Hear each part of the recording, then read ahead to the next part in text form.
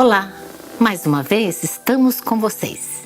E neste vídeo vamos apresentar algumas chaves para ler e entender o livro do Deuteronômio, que significa segunda lei. Com uma leitura atenta desse livro, o leitor poderá perceber que está diante de um texto complexo, fruto de um longo processo redacional e com diferentes imagens de Deus. Ele, Javé, faz justiça ao órfão e à viúva e ama o migrante estrangeiro, dando-lhe pão e roupa. Portanto, amem o estrangeiro, porque vocês foram migrantes na terra do Egito. Javé, o nosso Deus, o entregou diante de nós, e nós o derrotamos, como também a seus filhos e a todo o seu povo. Nessa ocasião, capturamos todas as suas cidades e consagramos cada uma delas ao extermínio. De homens, mulheres e crianças, não deixamos nenhum sobrevivente, estrangeiros. As contradições presentes, as variações de estilo, as repetições, os diferentes cenários, a presença de unidades independentes, as várias frases introdutórias indicam que o livro do Deuteronômio se formou aos poucos. O processo de redação desse livro durou quase 4 séculos. Na parte mais antiga do livro, contida em Deuteronômio 12 a 26, encontramos a memória do Êxodo, que preserva a imagem de uma divindade sensível ao sofrimento do povo e leis sociais em favor dos pobres. Essas tradições, que remontam ao período pré-estatal de Israel, entre 1200 e 1000 a.C., foram retomadas e reescritas no tempo da monarquia no Reino de Israel Norte, em meados do século 8 a.C. Provavelmente pressionado pelo movimento profético popular. Os profetas denunciaram a exploração e a dominação do Estado que impôs a lei da centralização a serviço do poder e do lucro. Com a destruição de Israel Norte em 722 a.C., muitos israelitas fugiram para Judá, no sul, levando consigo suas tradições. Entre elas, o material que serviu de base para a reforma do rei Ezequias, que editou Deuteronômio 12 a 26. Depois, o mesmo texto foi, ao longo da história, revisto, ampliado, dando origem ao atual livro do Deuteronômio 1 a 34. Por isso, esse livro tem vários autores ou grupos sociais, com diferentes interesses, situações, locais e momentos históricos. Vamos destacar 4 etapas principais do nascimento desse livro.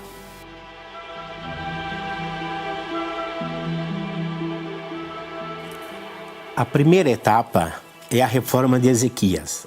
As guerras causadas pelo avanço do Império Assírio e a queda da capital de Israel Norte, Samaria, provocaram a fuga de um grande número de refugiados para Judá, obrigando o rei Ezequias a decretar leis sociais para amenizar a crise pela chegada dos refugiados estrangeiros, órfãos e viúvas. Ao mesmo tempo, com a destruição do seu rival Israel Norte, Judá se tornou um estado forte e assumiu uma política expansionista. O culto a Javé foi centralizado no Templo de Jerusalém como religião oficial, a serviço da centralização do poder e da riqueza.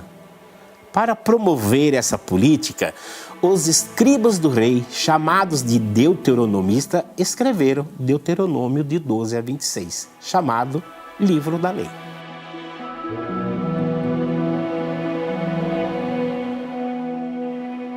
A segunda etapa é a reforma de Josias.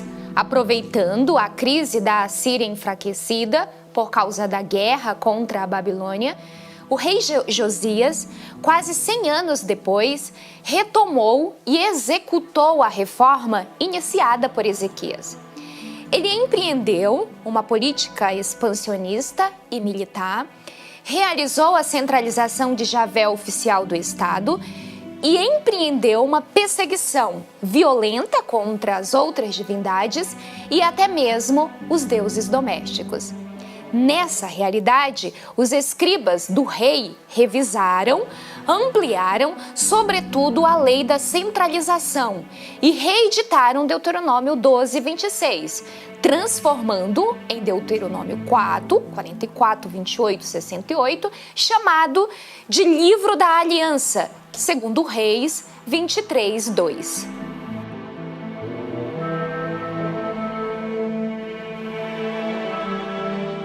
A terceira etapa é a redação exílica. Em 587, o rei Sedecias se levantou contra a Babilônia, provocando o desastre nacional de Judá, a invasão da Babilônia, a destruição de Jerusalém, deportação, morte, fome e abandono. Nesse contexto, os escribas revisaram e fizeram acréscimos no texto de Deuteronômio, capítulo 4, versículo 44, até capítulo 28, versículo 68, para confirmar que o exílio foi castigo de Javé, causado pelo rompimento da aliança por parte do povo, sobretudo dos governantes. Os escribas e levitas tentaram animar e orientar o povo para voltar à lei de Javé.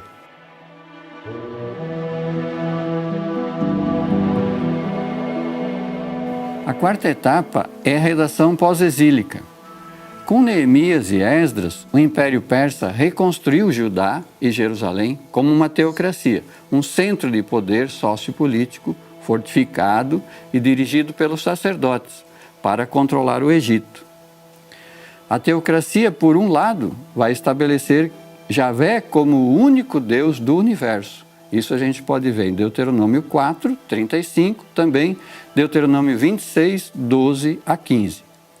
E, além disso, a teocracia também vai proibir qualquer tipo de imagem ou representação cultica. E também se vê Deuteronômio 4, de 9 a 20.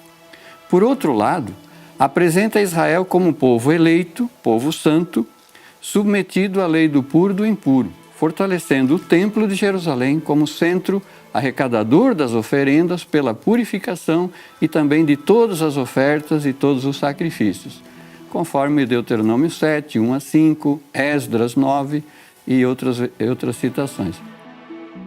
Na redação final, o livro do Deuteronômio, com os capítulos de 1 a 34, é um apelo à conversão e à unidade do povo eleito na obediência à lei.